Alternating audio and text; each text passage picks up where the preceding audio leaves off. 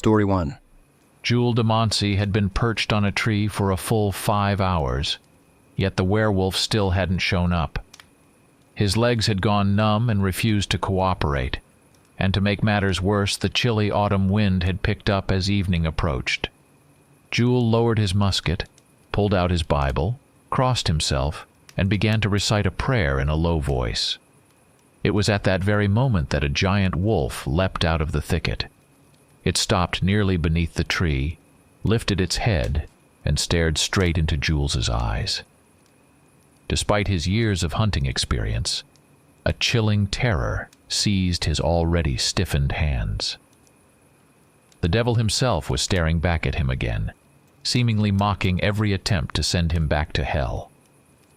For the past month, Jewel had encountered the man-eating wolf, a creature that had long terrorized the region, 7 times. Yet each time, the satanic beast had escaped unscathed, as if protected by a spell. Prayers, the local archbishop's blessing for the hunt, even a custom-made musket crafted by a gunsmith in Mainz over 6 months, all had proved useless. The expensive granular powder and the special silver bullets, blessed in the Church of St. Dominic, had done nothing. In that time, Jewel had fired at the werewolf about 15 times, but he hadn't even managed to wound the creature. It was invincible. Several weeks earlier, the late parish priest, Father Claremont, had personally etched crosses onto Jewel's silver bullets and blessed them. That very day, the hunter had managed to shoot at the wolf 3 times. But no blood was found among the wolf tracks leading back into the forest. When Jewel returned to the village a few days later, he learned the horrifying news. In broad daylight, 2 wolves had stormed into the village and torn apart Father Claremont and a visiting inquisitor, Brother Xavier. The wolves had caught up with them as they were going to the outskirts to interrogate a witch tied to a tree, but still unrepentant. While few mourned the inquisitor, who had already burned 6 people in the village, everyone wept for beloved Father Claremont. The villagers had no doubt that these weren't ordinary wolves, but werewolves. Last year, the villagers had even captured 3 suspicious-looking men on the road near the village. Scratches on the faces of 2 of them clearly indicated that they had recently transformed into wolves and had wounded themselves in the process. They were immediately beaten to death with stakes, while the 3rd was cut open to search for the telltale wolf fur hidden under the skin. This one was a particularly crafty werewolf. He had hidden the fur so deeply that it couldn't be found. As a precaution, the villagers drove a stake through his heart and buried him at a crossroads under a pile of stones. But even so, the attacks on the hapless villagers continued. It was then that Father Claremont promised a reward for anyone who could kill the demonic beast. And that's how the renowned and fearless hunter DeMoncy found himself in these God-forsaken lands. He was broke, and the money would have come in handy. But now, Jewel regretted his decision. The devil's power was clearly stronger than his skill. Meanwhile, the hunter's instincts kicked in. Jewel slowly braced the heavy musket against the leather pad on his right shoulder, using a thick branch as a rest, and aimed it at the wolf. The beast growled and leapt back into the thicket. But fortune favored DeMoncy. Despite the strong wind, the matchlock hadn't gone out, and the hunter managed to fire a shot. Once again, the devil's power shielded the werewolf. The beast was close, only about 100 feet from Jewel's. But even the blessed silver bullet was deflected by demonic forces, barely scratching the wolf's paw before it disappeared into the dense forest. The hunter reloaded the musket with another silver bullet and clumsily climbed down from the tree. On the snow, he spotted a few tiny droplets of blood. It seemed the beast had gotten away with just a minor wound. But finally, Jewel had hit it. Pursuing the wolf through the forest was pointless. Demansy sighed in frustration and headed back to the village. Approaching the village, Jules saw a large crowd gathered. It turned out that the scourge of witches, sorcerers, and werewolves, the legendary judge Henri Boguet from Dole, had arrived with 10 assistants and an executioner to investigate the Inquisitor's death. With his characteristic vigor, he quickly identified 2 witches who had transformed into she-wolves and attacked the priest and the Inquisitor. The witches had already confessed after just 3 hours of torturous breast-ripping with hot pincers. Now the crowd was gathering kindling to burn them as swiftly as possible. Demansy approached the judge and recounted his hunt. After Jules told him about the wounded werewolf, a tense silence settled over the crowd. The villagers were frightened. So, there was yet another werewolf besides these 2 captured witches. A low murmur began to rise among the crowd. Judge Boguet, too, seemed troubled, but he hadn't earned his reputation as a hunter of werewolves for nothing, and quickly devised a plan. "You say you wounded the wolf in the paw?" the judge suddenly asked, grabbing the arm of a nearby miller. "And what's this on your hand?" A fresh scar ran along the miller's arm. "I hurt myself today, fixing a wagon wheel," the miller began, but quickly fell silent. Hundreds of hateful eyes stared at him. "There he is, the werewolf. Burn him. We've got him. I've suspected him for a long time. Burn the demon." Within a minute, the screaming miller was tied to a post beside the witches. Flames quickly roared to life.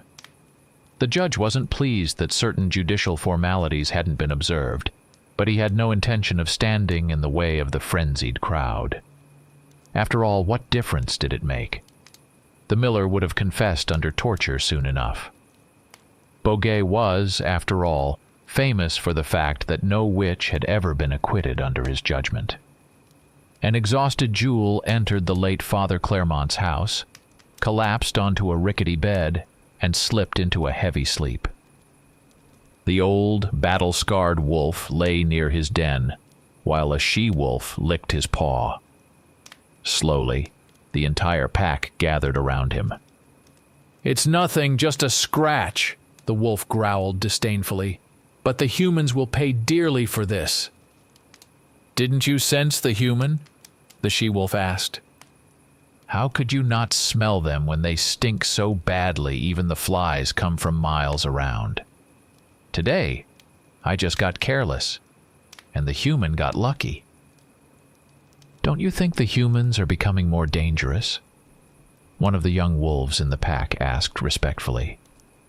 "A man is far less dangerous than a cornered boar.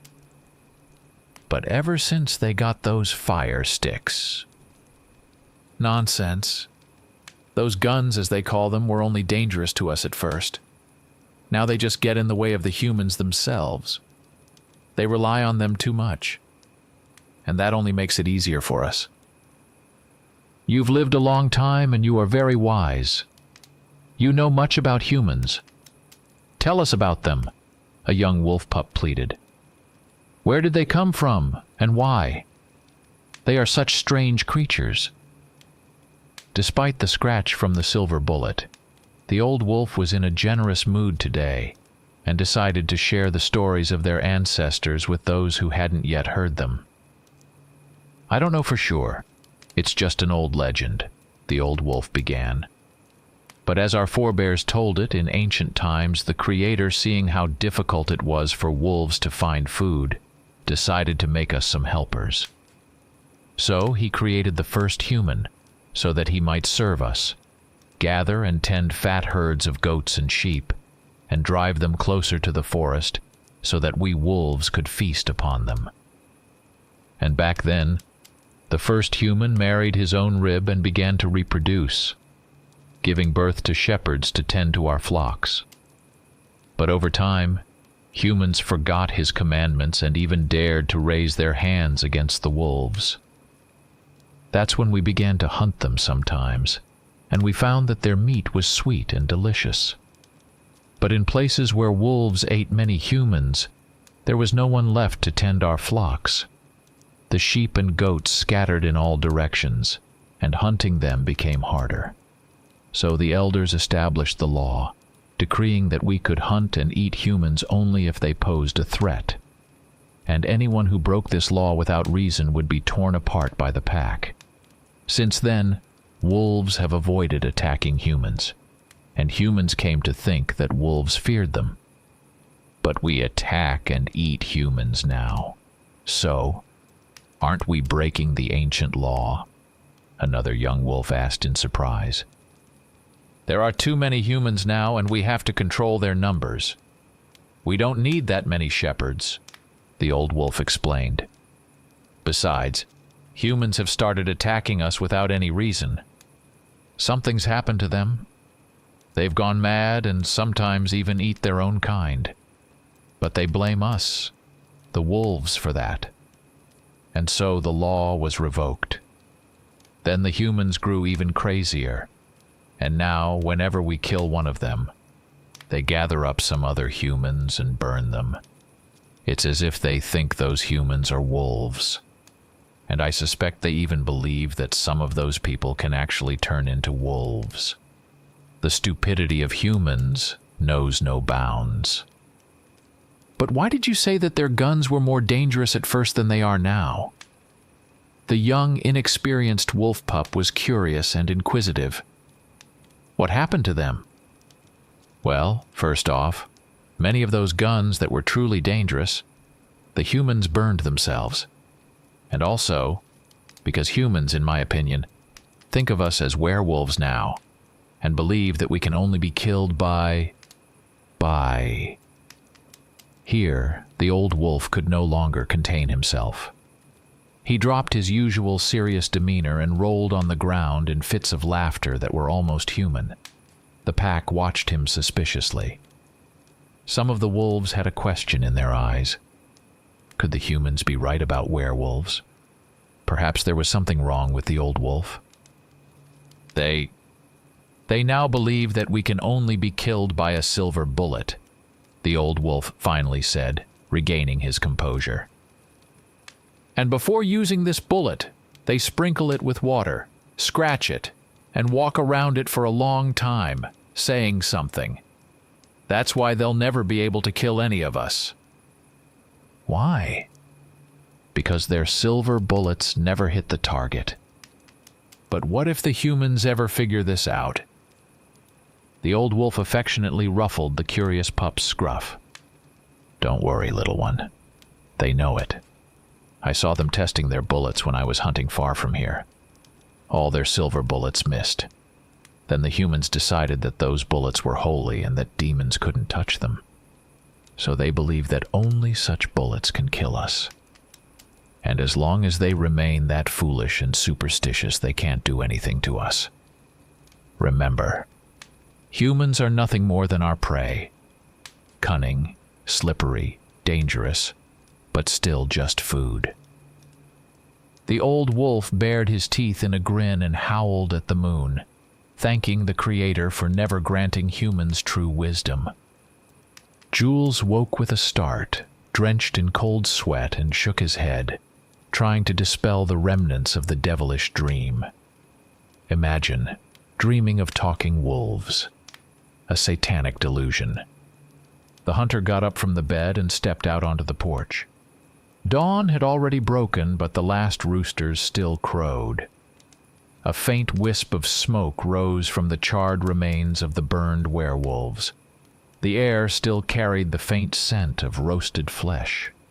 Dogs gnawed lazily on bones tied to stakes in the village square. Jules went back inside, ate a piece of moldy bread, washed it down with cold water, took his musket, his bag, and set off down the road toward the forest. No, he wasn't planning to hunt anymore. And he wasn't planning to stay here either. He'd had enough. He would take the shorter route to the nearby village, just a couple of leagues north, and there an old blacksmith friend would give him a ride to the city. Jules walked quickly, not noticing the pairs of keen wolf eyes watching him intently from the shadowy forest. He strode along the path covered in fallen leaves, listening to the crunch of twigs beneath his feet. The trees stood silent, and an eerie quiet surrounded him. The forest seemed abandoned and grim, as if life had left it behind. Jules quickened his pace, trying not to dwell on the strange dreams that had haunted him every night since his encounter with the wolf. The events of the past days played in his mind. The beast that had slipped away, the deaths of Father Claremont and the Inquisitor, the madness of the crowd. Deep down, he felt that this was not yet over, as if something was drawing him back to this cursed forest. Jules had no intention of staying here any longer. He wanted to leave and forget it all as a terrible nightmare. But the farther he walked, the more he realized that the forest would not let him go so easily. The forest was alive, even if it appeared empty at first glance. The wolves were watching him. He could feel their eyes on his back. On the horizon, he spotted the blacksmith's house, his only hope for a swift escape. But just as Jules was about to reach the door, a man burst out of the bushes ahead, gasping for breath and clutching his side. It was an old man who had once lived on the village outskirts. He looked gaunt and terrified. Jules remembered him, the old man who usually never left his hut. "Werewolves? They're coming," the old man stammered, clutching his chest. "Everyone's dead. They ate them all." Jules frowned, glancing around suspiciously. "What are you talking about? Where did you see them?" "On the road," the old man whispered, "where they burned the witches. They've come back. They took those who stayed behind." A chill crept into Jules's core. He hoped the old man was simply raving out of fear, but the look on the man's face was too real, too terrified for it to be mere delusion. Jules knew he would have to investigate. "Stay here," he told the old man, heading back toward the forest, the same place he had left behind only a few hours ago. The path to the village was familiar, but now it seemed different. The shadows of the trees stretched toward Jules, and his steps grew heavier. The air grew colder with each passing moment, as if the forest itself were draining the warmth from him. At the site of the bonfires where the witches had been burned, only charred wood and ashes remained. The smell of smoke lingered, but there was another scent in the air, something far more sinister. The metallic tang of blood. And then Jules saw them. 4 bodies lay on the ground. These were not just burnt remains. They looked as if they had been torn apart. One of the corpses, a young man, had been eviscerated, his innards scattered around him. Jules felt a deep chill, but not just from the sight of the bodies. They all looked too fresh, as though they had been killed only moments ago. He bent down to examine the bodies more closely when he caught a new sound, a faint rustling in the bushes. Jules grabbed his musket and aimed in the direction of the noise. But from the shadows emerged nothing more than a child. The boy looked about 10 years old. His clothes were torn, and he appeared utterly terrified. "They're there. They're waiting," the boy rasped, pointing toward the forest behind him. "They're waiting for you." Jules cursed under his breath and slowly turned, trying to discern anything beyond the trees.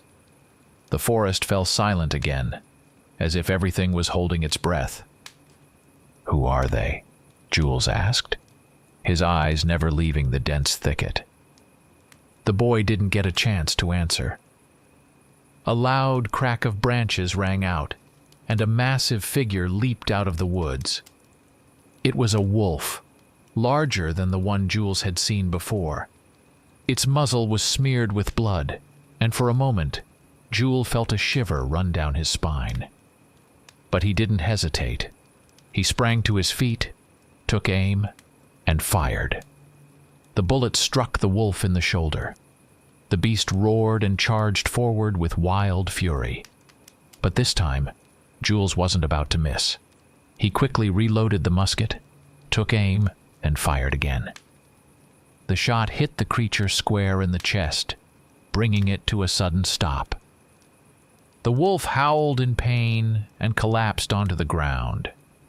Jules managed to get off another shot before the wolf finally fell silent. Jules's breath came in ragged gasps, his heart pounding in his chest. He stared at the still body of the beast, unable to believe he had actually defeated it. But his relief was short-lived. The boy spoke again.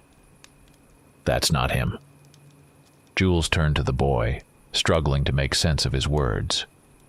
But at that moment, more shapes began to emerge from the forest. One by one, then several more. Wolves. They moved slowly, as if they were specters of the woods, encircling Jules. Wolves slipped out of the shadows, their eyes glowing like embers in the twilight. Jules gripped his musket tightly, but he knew he wouldn't have time to reload it. He glanced at the boy, but the child had vanished as if he had never been there. Jules turned back to the wolves, realizing he had no time left to think. They surrounded him in a tight ring, moving deliberately, savoring their prey's fear. "What do you want?" Jules shouted, trying to keep the tremor out of his voice. No reply came. The wolves kept closing in, their movements predatory and measured. Suddenly, one of them stopped and raised its head, jaws wide open. From its throat came a ghastly howl, long and piercing. The sound froze Jules to the bone. The wolf that had howled began to change. Its muscles twitched, and its bones creaked as if they were being stretched and compressed at the same time. The fur receded, revealing human skin underneath. In a moment, a man stood before Jules, not a wolf, but a gaunt, worn man with the eyes of a beast. He sneered, staring directly at the hunter. "Did you really think you could kill us?" he said, his voice low and rough. "We aren't afraid of your silver." Jules froze. The silver bullets, all his preparations, the blessings, they had all been in vain. He felt helpless. The man took a step forward, and the other wolves followed suit, shifting into human form as well. Now they were people, werewolves, with grotesque, distorted faces and animalistic gestures. "You're just a man?" the werewolf said, licking his lips. "Like all the others who tried to kill us before you. You're just another victim." Jules slowly stepped back, trying not to lift his musket. He knew it would be useless. One thought repeated in his mind: how to get out alive. "Why do you hunt us?" he asked, hoping to buy some time. "What do you want?" The werewolf grinned, baring sharp teeth. "You don't understand, hunter," he replied, coming closer. "We're not hunting you. We're simply keeping balance. There are too many humans now. They take everything, destroy the forests, kill animals for sport. We're just reclaiming what's ours." "This forest is our home," another werewolf interjected, his voice sharp and filled with hatred. "And you don't belong here." Jules felt his heart tighten with fear. He knew there would be no reasoning with these creatures. They weren't just wolves or men. They were something older, wilder than he could ever comprehend. "We're not letting you leave," the first werewolf said, drawing nearer. "You've seen too much. And those who see, don't leave here alive." Jules fired. The bullet struck the werewolf in the chest, but it didn't flinch. It merely glanced at the wound, where the silver fizzled and dissolved, leaving barely a mark. "You've lived too long among men," the werewolf sneered. "You've forgotten that real monsters don't die so easily." Jules dropped the musket to the ground. He had nothing left to fight these creatures with.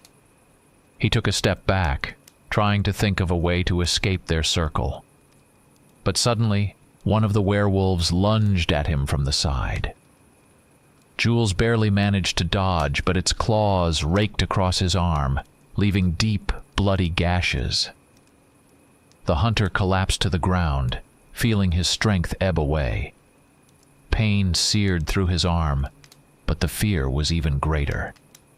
He struggled to his knees, trying to crawl back, but the werewolves had him completely surrounded. Their eyes burned with rage and a thirst for blood. But then something changed. A loud rumble echoed from the depths of the forest.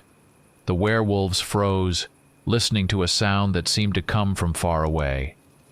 It wasn't a howl, nor a scream, but something darker, more ominous, that even made these creatures pause. The forest began to tremble, as though the very ground had come to life beneath their feet. The werewolves, who had been poised to tear Jules apart, began to look around as if sensing the approach of something far more dangerous.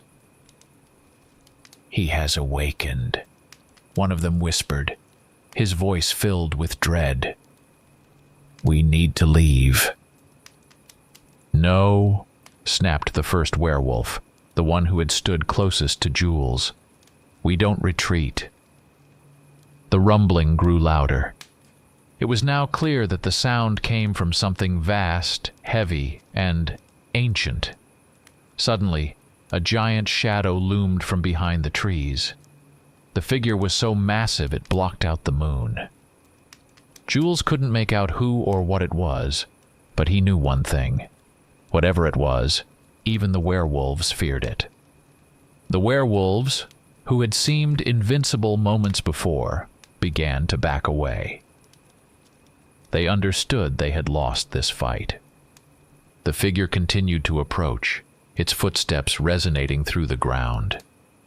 In a panic, the werewolves fled back into the forest, disappearing into the shadows of the trees, leaving Jules kneeling before the encroaching threat. Jules panted heavily, blood streaming down his arm, and he felt his consciousness slipping away. But just as the shadow overtook him, he heard a voice cut through the chaos in his mind. "You're not dead yet, Hunter." It was the same voice that had spoken to him in his dreams, but now it sounded far more real. Darkness engulfed Jules, and he lost consciousness. Jules woke on the cold ground. His body felt as heavy as if he were carrying a ton of weight. He tried to stand, but his arms wouldn't obey. His head buzzed, his thoughts drifted, and he couldn't piece them together. Everything around him felt strange, almost unreal. The forest no longer seemed like an ordinary place. The trees towered higher than before, their roots stretching out so far they seemed like part of something larger, as if the forest itself lived with a life beyond human understanding. He looked around, trying to figure out where he was. There was no sign of the werewolves. The darkness that had enveloped him before he passed out was gone, but so too was the familiar silence. The forest was no longer quiet. It was filled with a strange whisper, a murmur that seemed to come from all directions. The sounds pierced the air, making Jules uneasy. Every rustle, every faint breath of wind reminded him of those creatures he had encountered earlier. He finally managed to stand, struggling to keep his balance. His arms bore deep wounds, but the bleeding had stopped. The injuries looked like they were healing, though the pain still burned, a constant reminder of the horror he had endured. He tried to recall what had happened, but the only thing that stood out in his memory was the giant shadow that had sent the werewolves fleeing. What was it? Why were they so afraid? Suddenly, Jules heard footsteps behind him. He turned quickly but saw nothing. The footsteps continued, drawing closer. Jules tensed, feeling a rush of adrenaline. He reached for his musket, but it lay on the ground a few paces away. Sensing that he had no time to waste, he lunged for the weapon, grabbed it, and straightened up, bracing himself for whatever might come. From the shadows stepped a figure. It appeared to be a man, at least it seemed so at first glance. His clothes were tattered, his face hidden beneath a hood, and he carried a long staff. Jules took aim, but the man raised a hand in a gesture of peace. "Don't shoot, Hunter," the stranger said in a deep voice. "I am not your enemy." Jules didn't lower the musket right away. He scrutinized the stranger, trying to figure out who stood before him. "Who are you?"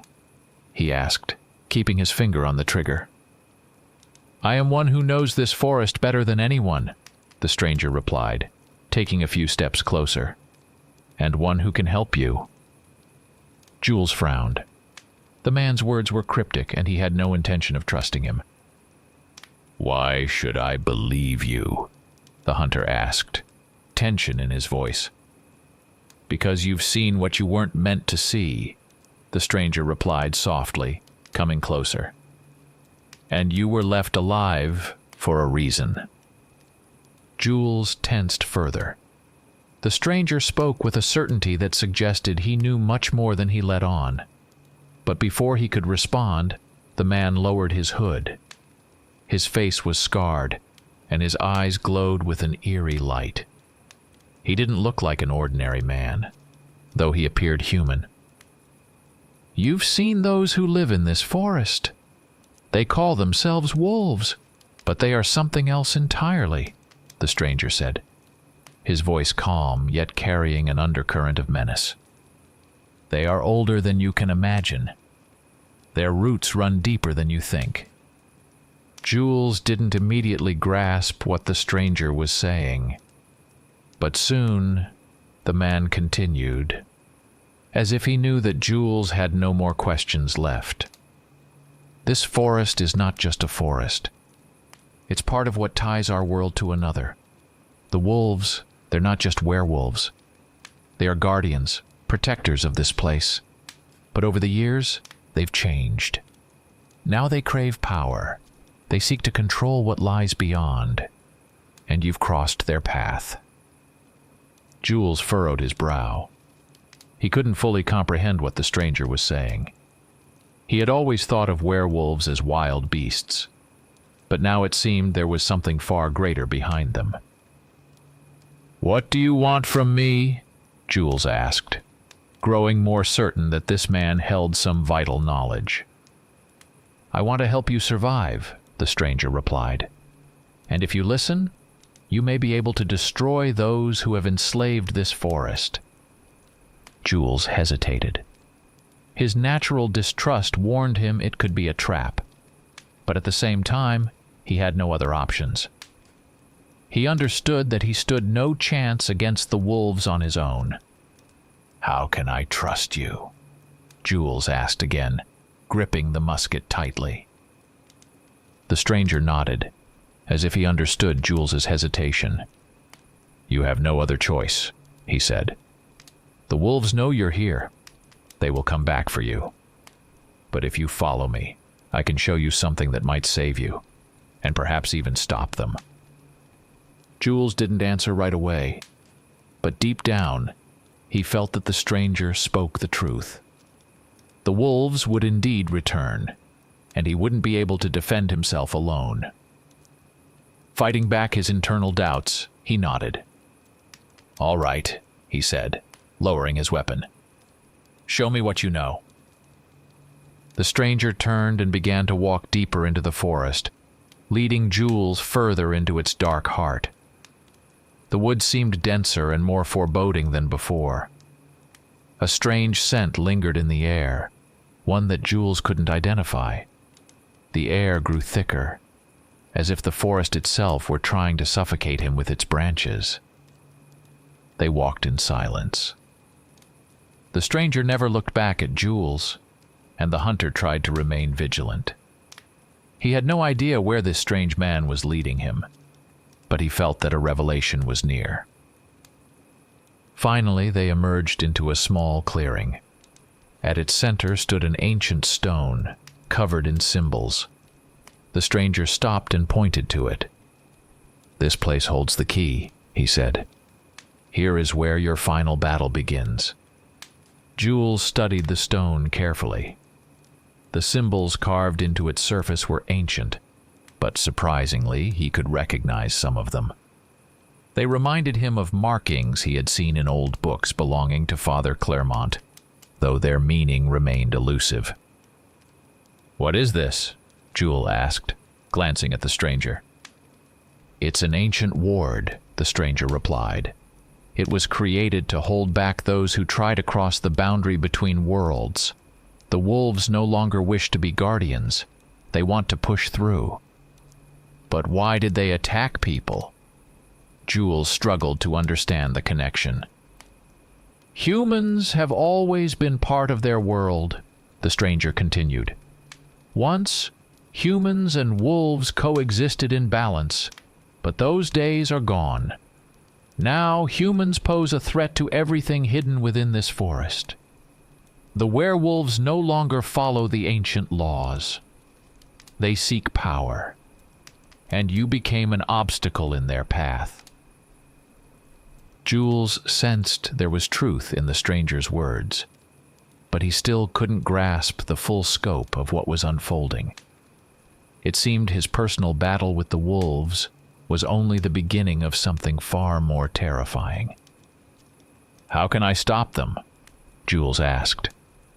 The stranger ran his hand along the stone, his fingers tracing the symbols as if searching for something. "The power of this ward is nearly spent," he said quietly. "But there is a way to reactivate it. It will hold the wolves in check, but you'll have to make a sacrifice." Jules tensed. Those words held a foreboding that promised nothing good. "What sacrifice?" Jules's voice turned cold, but inside, a wave of fear surged. The stranger looked at him, a grim resolve reflecting in his eyes. "You will need to sacrifice a part of your soul," he replied. "It's an ancient ritual, and it will demand much more from you than just strength or courage." Jules recoiled. He had never believed in such rituals, dismissing them as mere superstition.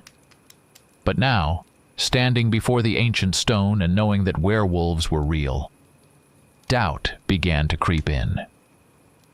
"And what happens if I refuse?" he asked, already sensing he wouldn't like the answer. "Then the wolves will destroy everyone you've ever known," the stranger said.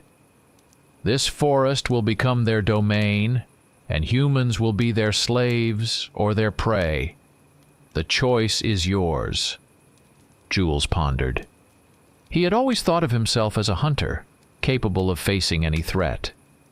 But now he realized he was dealing with something beyond his power. The decision was difficult, but he couldn't allow more people to die. He took a deep breath and nodded. "What do I need to do?" His voice wavered, but it was full of determination. The stranger nodded back and stepped aside, allowing Jules to approach the stone. "Place your hand on the symbol," he instructed, pointing to one of the ancient markings. "You will feel the forest taking a part of your essence. It will hurt, but you must endure it." Jules slowly raised his hand and touched the symbol. The moment he did, the stone began to glow, and a cold wave surged through his body. The pain was excruciating, as if the forest was ripping something from deep within him. Jules screamed, feeling his strength drain away, but he did not pull back his hand. He knew that if he faltered now, he would lose everything. The agony continued, but Jules could feel a new, ancient energy flowing into him. The stone's glow intensified, and the air around him vibrated with magical power. The stranger watched, offering no aid. Jules, with every ounce of strength he had left, held on, his body trembling with the effort. At last, the pain began to fade. Jules released the stone and collapsed to his knees, exhaling in relief. His body was drained, but he could feel that he now held a part of the power the stranger had spoken of. "You did it," the stranger said, his voice filled with respect. "Now you can stop the wolves." Jules struggled to his feet, feeling weak but resolute. He knew time was running out. The wolves wouldn't wait. "Where are they?" he asked, determination once again in his voice. "They will come for you. You are part of the forest now, and they know it." Jules nodded and grabbed his musket. He knew that his final battle lay ahead, and it would be the fiercest one yet. But now, he was ready. The power of the forest flowed through his veins, and he knew he would do whatever it took to stop the werewolves. The wolves did not keep him waiting long. As soon as Jules stepped away from the stone, the forest came alive once more. The trees creaked under the weight of something unseen, and the shadows around him began to shift. Jules sensed the air grow denser, the temperature dropping. Werewolves emerged from the darkness, their forms barely distinguishable among the trees, but their eyes glowed like embers. There were more of them this time than before. They moved slowly, unhurried, as if confident in their victory. Jules kept his musket at the ready, but now he felt something new within himself, a power that filled every part of his being. The first werewolf, the one who had spoken to him earlier, stepped forward. "You're still alive," he said with a note of surprise.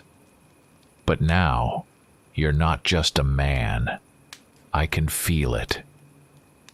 Jules didn't reply. He knew words wouldn't help here anymore.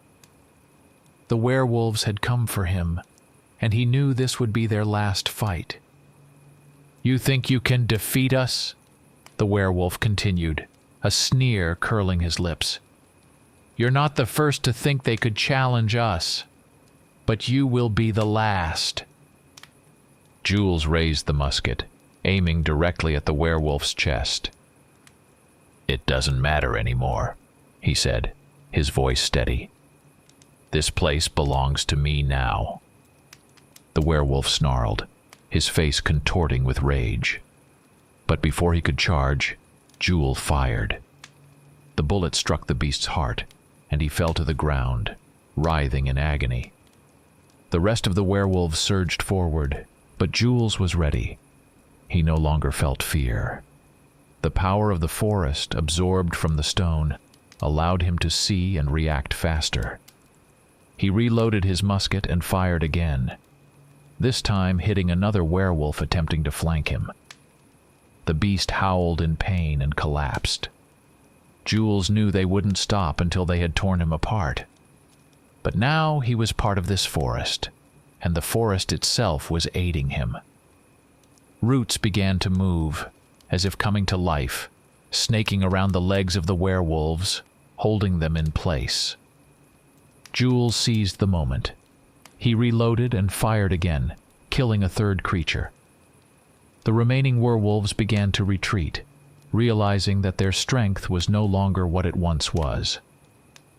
"This isn't over," one of the remaining werewolves shouted as he backed toward the trees. "We'll return, and you'll regret becoming a part of this place." Jules didn't respond. He knew they spoke the truth. The wolves would always return. But now he had the power to fight them. The forest had accepted him, and he had become its guardian. When the last of the werewolves vanished into the woods, Jules finally lowered his weapon. He knew that he had won the battle, but not the war. The forest was alive, and now he was a part of it. The hunter was no longer alone in his struggle. The power of ancient symbols and wards coursed through his veins, and he knew he would never be the same again. He looked up at the trees, which had once more fallen silent.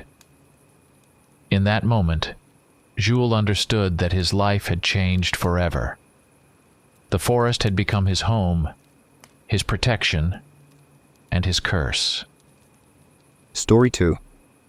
Who would have thought that adulthood would be so hard? So hard that I'd have to work as a waiter just to scrape by and afford a bit of bread. The difficulties began a couple of years ago, when my parents died under mysterious circumstances.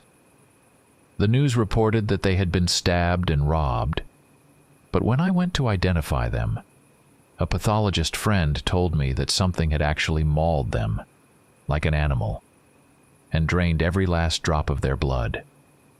He even showed me the marks, bite marks like teeth. Ever since, I haven't found peace. I couldn't eat, sleep, or live without being consumed by one thought: finding the thing that devoured my parents and tearing it to pieces. But I couldn't even begin to imagine what I was looking for. After all, we don't live in the woods where creatures that drink human blood roam around. I didn't know where to start my search, so I decided to save up a bit of money, because cash is always helpful in dirty business like this. I got a job as a waiter at a small cafe on the edge of my neighborhood, working a shift that started at 6 in the morning and ended at 1 in the morning. I picked those hours for a reason. It was the time when my parents had been killed, and every night I walked home along the very same path they had taken that night. 6 months had passed since my parents' deaths, and I hadn't heard of any similar incidents. Every night, after my shift at the cafe, I would comb through the news reports, talk to Ben, the pathologist friend who had shown me the wounds, and nothing. Not a single lead. But then, one day, the internet blew up with news about 3 dead high school students. The same creature that had slaughtered my parents was on the hunt again.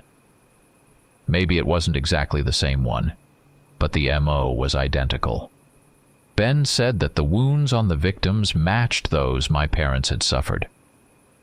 On one hand, I was wildly excited that I might be one step closer to solving the mystery of who killed my parents.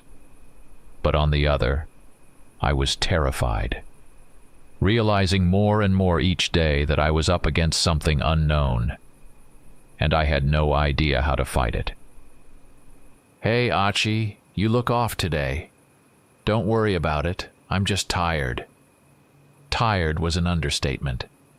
Dark circles had formed under my eyes from constant sleep deprivation. I'd become careless, more irritable, and any little thing could set me off. My boss suggested I take a day off. A couple of hours of sleep wouldn't fix anything, but I agreed. If I kept working myself into the ground like this, I'd never find the truth. After saying goodbye to my colleagues, I headed home. It was only 9 in the evening, but it was already dark enough that any unfamiliar alley felt menacing. I put in my headphones and turned the music up loud as I walked. I'm not sure how it happened, but I ended up turning onto a street I'd never taken before. I didn't see a single living soul on the benches under the tall streetlights. Usually, this was where couples would take evening walks, but maybe the wind was too cold tonight. Or maybe it was just me shivering. There are moments when you can almost feel danger creeping up behind you. When your skin prickles and the hair on the back of your neck stands up. I kept walking, trying to figure out why my instincts were suddenly screaming at me that something was wrong. There was no one around. Or maybe I just couldn't see them. Oh, but I wasn't the only one out here after all. A figure appeared ahead of me. A girl standing completely still, her shoulders shaking like she was crying. I took out my headphones and approached her. "Excuse me, miss, is everything all right?" I touched her shoulder gently, but instead of a reply, I heard a loud growling from her stomach. The girl suddenly turned, shoving me, and my player and headphones tumbled onto the pavement. The unexpected push sent me sprawling right into a puddle. Looking up at her from the ground, I tried to understand what had just happened. What caught my attention were her eyes, black as the night that surrounded us. Yet there was something predatory in them, like a lioness on the hunt.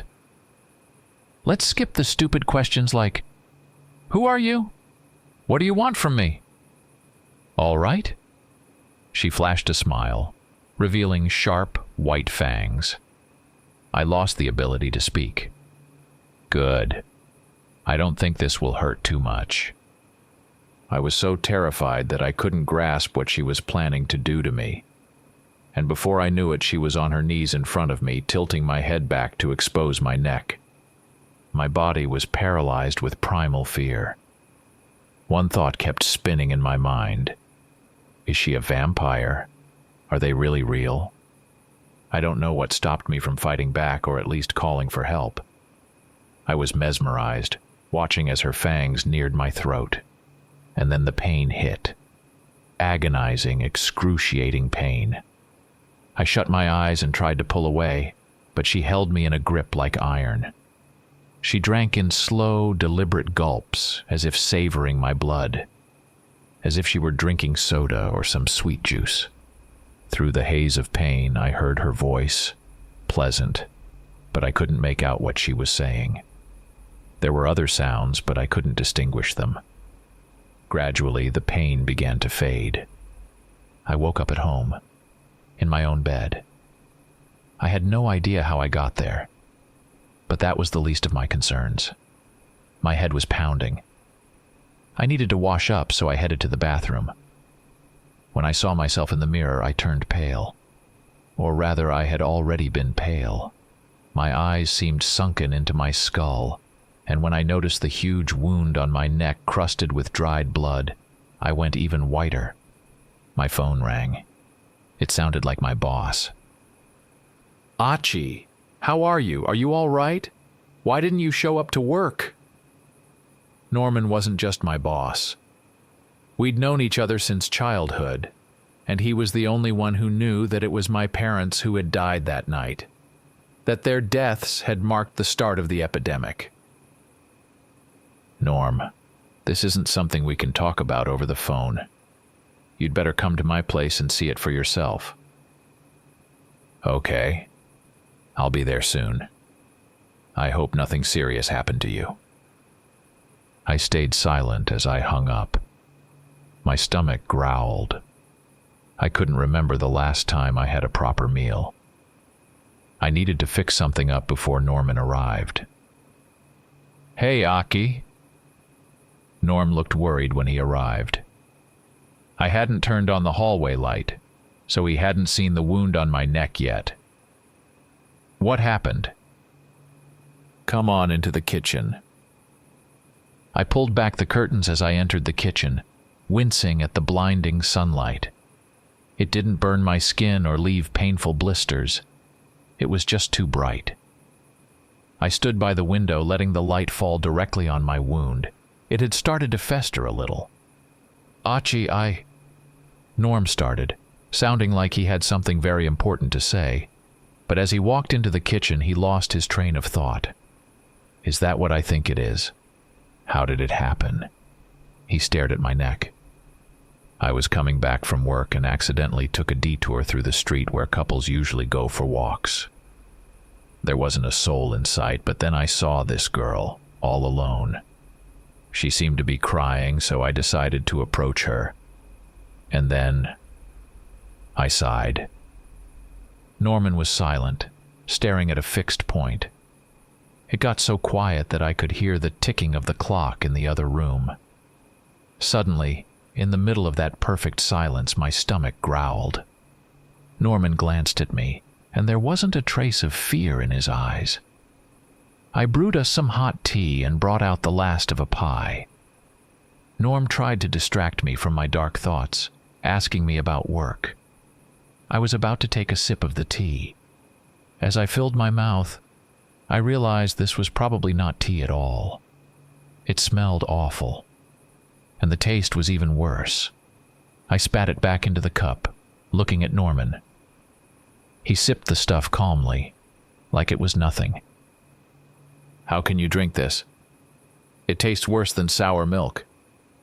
Achi, what are you talking about? Norman genuinely seemed puzzled. Was this some kind of joke? I snatched the cup from his hands, took another sip, and spat it out onto the floor. Is this some kind of prank? Why does the tea taste normal to you but rancid to me? And then, things started to click. Could it be that I turned to the pie. I tried not to smell it, held my breath, and took a bite. Disgusting. It smelled like rotten eggs. Norm, the pie tastes normal to you, just like the tea, right? I was desperately hoping he'd say no, that maybe the pie had actually gone bad. But Norman just nodded, confirming that the pie was fine. A vampire. Had I really turned into a monster so quickly? Norman, could you head home for now? I'll stop by later. I need to be alone for a bit. Truthfully, I didn't want to be alone. I was terrified that at any moment I might attack my friend, either turning him into a monster or killing him. The front door closed quietly, and I was left alone, face to face with myself and the creature that now lived inside me. A single tear rolled down my cheek. Was I really going to have to give up my job, my friends, and only meet people when I needed to feed? I didn't want a life like that. I'd been locked up in my apartment for 4 days. I'd locked myself in to protect others from the possible danger I posed. I wasn't like the ones who had killed my parents, or the one who made me this way. But the hunger I felt was unbearable. At first, my stomach growled constantly. I tried to eat anything, but even if I managed to swallow a bite, it would come back up immediately. Then came the excruciating pain. I couldn't bear it, but I had no choice. So I downed painkillers and cried into my pillow. On the 10th day, I realized I was growing weaker, and suddenly remembered that I had never gone to see Norman. It wouldn't be right if I didn't say goodbye to him. Out on the street, everyone shied away from me, children, adults, and on the bus they even asked me to get off and walk. I was terribly pale, and after 10 days of voluntary confinement I had lost weight and my skin had become almost translucent. People probably thought I was an addict. In a way, they were right. My drug was blood, even though I hadn't tasted it yet. I'm not even sure how I made it to Norman's place without attacking anyone. And then, something started to change. I could feel it, even if I didn't yet understand what it was. Out of habit, I pressed the doorbell button 3 times. I heard hurried footsteps behind the door. It swung open, and there stood Norman, smiling. "I'm so glad you found the time to visit me." His smile never left his face. He didn't even glance at my neck, pretending like he didn't know anything. The evening turned out nice, and I thought it was time to stop staying indoors. "Well, let's not stand in the doorway. Come on in." I hadn't been to Norman's place in a while, no more than a month ago, really, and it seemed like nothing had changed since then. But somehow, everything felt different. "Did you rearrange the place?" I tried to make sense of my feelings. "No. Why do you ask?" Norman kept smiling, and it was starting to get a little irritating. No reason. It just felt like something had changed. My stomach growled, and I began to understand what was happening. After that creature's attack, my sense of smell had sharpened, and now, in my state of hunger, everything seemed off. "All right, let's head to the kitchen. I'll brew us some strong coffee," Norman said with a wink. My stomach growled even louder. Any minute now, and I'd be drooling. "Maybe we should go for a walk instead?" "What?" That's not what I meant to say. "All right, I'll just grab my jacket. Want to wait here, or will you come in?" "I'll wait here." What just happened? I was thinking one thing but said something completely different. And Norman didn't seem to notice that anything was wrong with me. A few minutes later, Norman came out, and together we picked a route for our walk. Though he didn't have time to suggest anything, he simply went along with my choice, to walk through a park where there wouldn't be too many people in the evening. We walked slowly, chatting about trivial things, and before I knew it, we'd reached the park. "Should we sit over there?" I pointed to a bench near a broken streetlight, in a spot that passers-by avoided. "But it's so dark there." Norman looked at me, puzzled. "Why do we need light?" He thought for a moment, then laughed, slapped me on the back, and we headed for the bench. My stomach kept growling, louder and louder. "Aki, haven't you eaten in a year or something? Maybe we should head to a cafe instead?" "Actually, I'm not that hungry. Maybe just a little, but I'll eat when I get home. I ordered groceries for delivery this morning. They should already be there." "Well, if you say so." Norman tilted his head back, looking at the sky. I glanced at his neck, expecting my stomach to rumble again. But instead, a voice whispered in my mind, "Go on, Achi. This is your chance." For a moment I forgot how to breathe, staring at my friend's neck. Was I supposed to devour him? "Stop hesitating. You're starving. You can't keep torturing yourself like this." The next 5 minutes I tried to convince myself that he was my friend, not food. What was happening to me?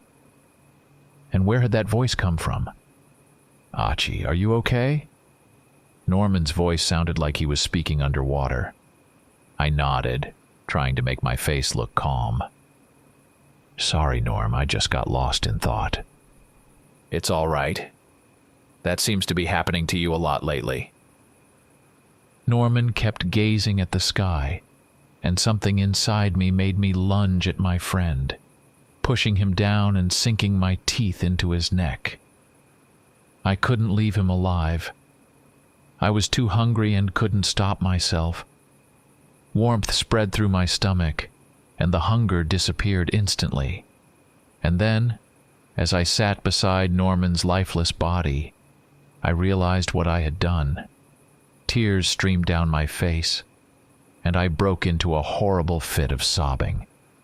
I was shocked that no one had come running at the sound of my cries. Were people really so indifferent to what was happening?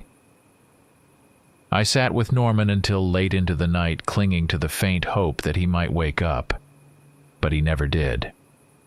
I made up my mind that in the morning I would go to the police and confess everything. This life wasn't worth living anyway. The next morning, I felt just as terrible as I had the night before. I was woken up by the doorbell. Who would show up this early? Looking through the peephole, I saw a young woman I didn't recognize. "Open up. You don't even have to let me inside." Damn, I recognized that voice. It was her voice from last night. "Fine. Don't open the door. There's no one around right now, so I can tell you everything through the door. That night when you became, well, like this, I was the one who turned you. I wasn't too hungry, so I managed to leave you alive. Since I'm your creator, we have a telepathic link. You can know what I'm thinking, and I can know what you're thinking." I forgot how to breathe. "Now, about last night. Your friend was found at dawn, but there were no witnesses. However, Mila, your friend's girlfriend, who was at his place last night, might have known who he left with, or she might have seen you." With a stony expression, I flung the door open in front of the stranger. "I don't care about anything you're saying. I'm going to the police myself and confessing everything. I don't want this life." The stranger roughly pushed me and barged inside. "I don't care what you want or don't want, and I won't let you go to the police." She shoved me again, and I fell onto the couch. "Since I turned you, I'm responsible for you and everything you do.